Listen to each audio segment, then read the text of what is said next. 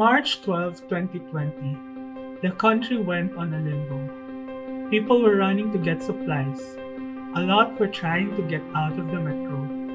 It was just announced that Metro Manila will be placed in community quarantine. I was working on a night shift back then. I waited for my boss to give us a go signal to go home in our home provinces. But during that time, tickets bound for General Santos and Davao City were sold out. It was already in the wee hours when I took a cab on my way back home to my place. It was nerve-wracking. I didn't know what exactly to do. I wanted to go home. My mom wanted me to go home, but it was difficult. It was my first emotional breakdown. It was then decided that I will be staying at my cousin's place during the lockdown. In the first week of lockdown, we had fun catching up with each other. Her family was very accommodating. Then weeks of lockdown were extended.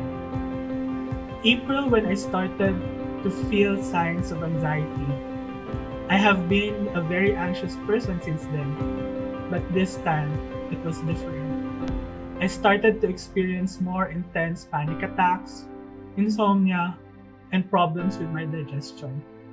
This became a cycle of mental, emotional, and physical pain. But I tried to shrug it off. March 11, 2021. A year after the announcement of the lockdown, after my first emotional breakdown, I had another one.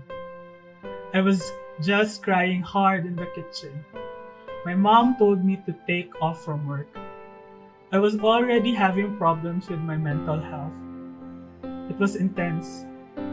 I was having crying spells during the day and night for the last 3 weeks. I had insomnia. I didn't feel like working, and my physical health was also affected. I lost the sense of happiness on anything I did. I got burnt out from work.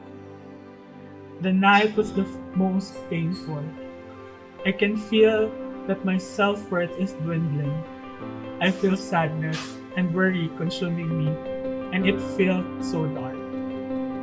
I even questioned my faith. I cried and pleaded to God to take my pain away. But I remembered this verse. Weeping may endure for the night, but joy comes in the morning. Last March 15, 2021, I was diagnosed with major depressive disorder. We think that depression is just an emotional state that lasts for a few minutes, but it is not. Depression is a disorder.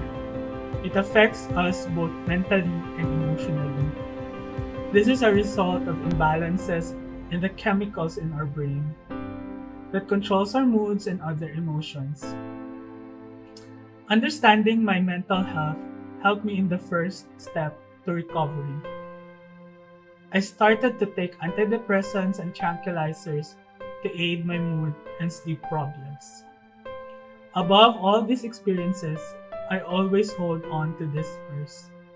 Do not be anxious about anything, but in everything, by prayer and supplication, with thanksgiving, let your requests be made known to God.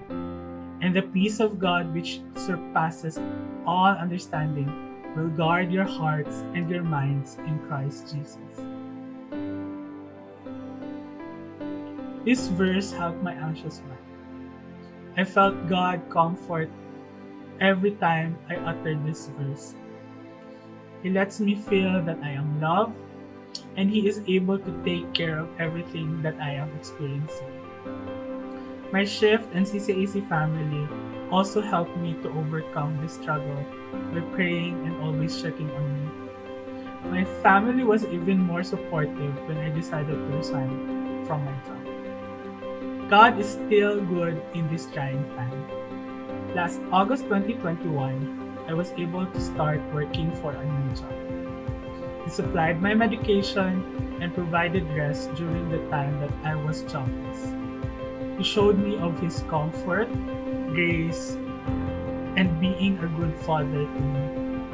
I also learned to trust Him more. Indeed, God directs our path if we continually put our faith in Him. After 6 months of medication, I am now feeling better. I have my highs and lows, but I know that God will always get me through this. I also am taking less medication than before, which is a sign of progress. Some of us may be experiencing physical pain, financial struggle, sickness from this pandemic, but let us also know that there are people struggling with mental health. Pray for them and check on them.